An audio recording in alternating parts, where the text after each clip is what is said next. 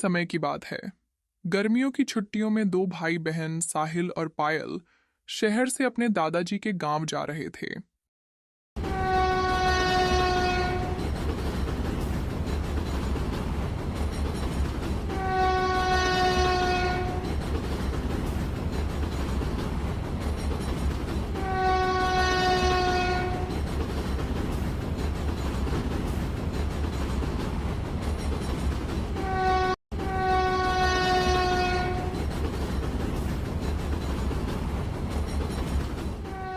शाम हो गई थी जब वे गांव पहुंचे। उन्हें लेने के लिए रघु काका आते हैं।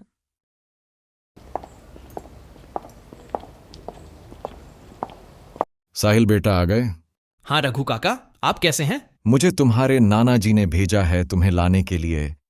स्टेशन से पायल और साहिल रघु काका के साथ घर के लिए रवाना होते हैं।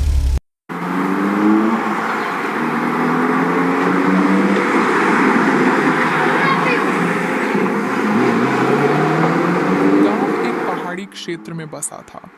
चारों ओर हरियाली, शांत वातावरण, पर इस शांति में छुपा था एक भयानक रहस्य। साहिल और पायल जीप में बैठकर गांव पहुंचते हैं। दोनों उत्साहित हैं। गांव की ताजी हवा, पहाड़, खेत उन्हें रोमांचित कर देते हैं। दादाजी बहुत खुश होते हैं अपने पोते पोती को देखकर। वो उन्हें खाना खिलाते हैं और कहते हैं, अब तो तुम दोनों यहीं आराम से रहोगे कुछ दिन, शहर की भाग दौड़ से दूर। लेकिन एक बात याद रखना, शाम 7 बजे के बाद घर से बाहर कदम मत रखना। क्यों दादाजी, कोई भूत प्रेत घूमते हैं क्या? यहाँ हंसी की बात नहीं है बेटा। इस गांव में कुछ ऐसा है जो समझ से परे है। अगले दिन दोनों भाई बहन शाम 6 बजे घूमने की जिद करते हैं। हम थोड़ी देर ही तो बाहर रहेंगे, 6 से 6:45 तक लौट आएंगे। नहीं साहिल, तुम्हें मेरी कसम है, इस गांव में 7 बजे के बाद हवा भी सांस नहीं लेती। साहिल और पायल हैरान थे कि आखिर दादाजी इतना क्यों डरते हैं। और फिर दादाजी ने सुनाई वो कहानी। 30 साल पहले इसी गांव में कुछ अजीब घटनाएं शुरू हुई। जो भी इंसान 7 बजे के बाद घाटी के उस पार गया, वापस नहीं लौटा। किसी की हड्डियां मिली, किसी की परछाई तक नहीं।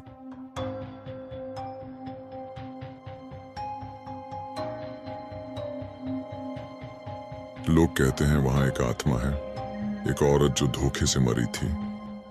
अब वो आत्मा बनकर घाटी में भटकती है, और जो भी इंसान वहां जाता है वो उसकी जिंदगी की आखिरी शाम होती है।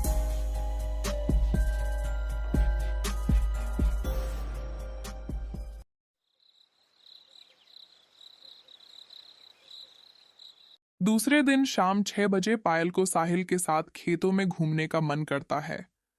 दादाजी सो जाते हैं और दोनों चुपचाप निकल पड़ते हैं।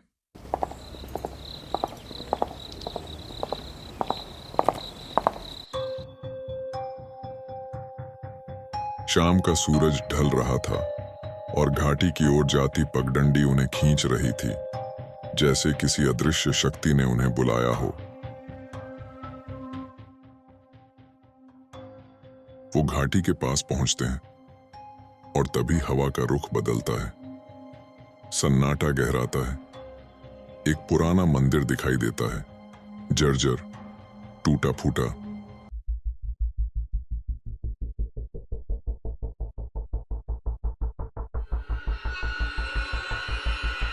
चांदनी रात में वो वीरान जंगल, जिसमें सिर्फ सूखे पेड़ों की सरसराहट थी।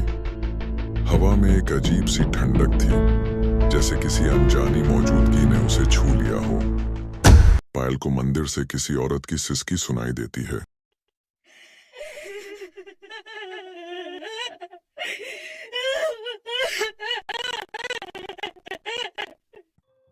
साहिल को पेड़ों के पीछे कोई परछाई दिखती है।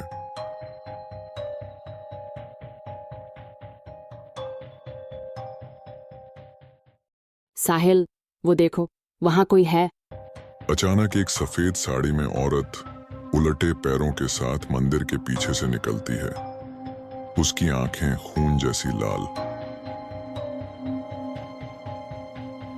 तुम आ ही गए, अब लौटना नामुमकिन है।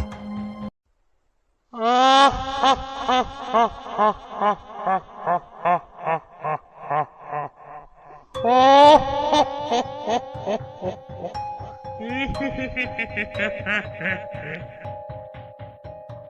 और पायल भागने की कोशिश करते हैं, पर पेड़ उनके रास्ते बंद कर देते हैं। चारों तरफ अंधेरा और डरावनी आवाजें।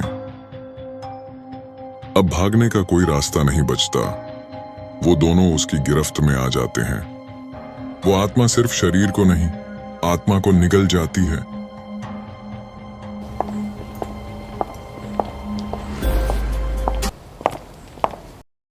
अचानक से तभी रामू काका आ जाते हैं, मंत्र पढ़ते हैं और आत्मा पर भभूत डालते हैं। आत्मा चीखती है।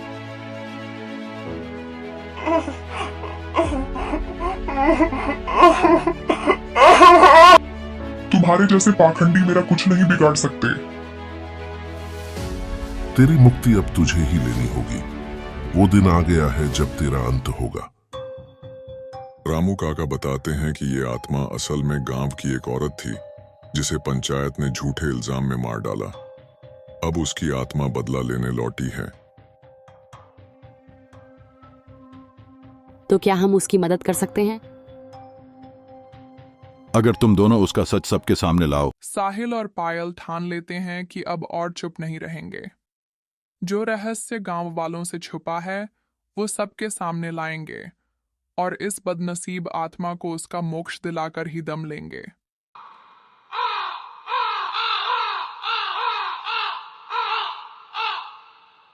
अगली सुबह साहिल और पायल गांव वालों को आत्मा की सच्चाई बताते हैं, पुराने दस्तावेज खोजते हैं और पंचायत के सामने सबूत रखते हैं।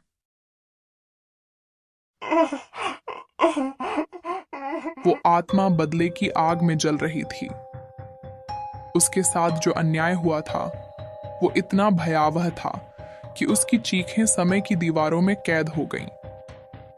हर रात वो दुख, वो पीड़ा उसे फिर से जिंदा कर देती थी, क्योंकि उसे इंसाफ नहीं मिला था। उसकी आत्मा तड़प रही थी, भटक रही थी। लेकिन जब सच्चाई सबके सामने आई, जब वो राज खुला जिसे सालों तक दबाया गया था, तब उसकी पीड़ा को शांति मिली। उसकी आंखों में भरा आंसुओं का समंदर थम गया और उसका क्रोध शांत हो गया। अब वो आत्मा मुक्त हो गई थी, हमेशा के लिए।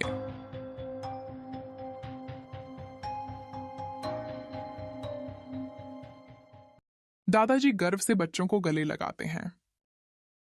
तुमने उस आत्मा को नहीं, गांव को भी बचाया है। अब उस गांव में 7 बजे के बाद भी लोग चैन से घूमते हैं, पर घाटी के उस पुराने मंदिर में आज भी दिया जलता है। उस आत्मा की याद में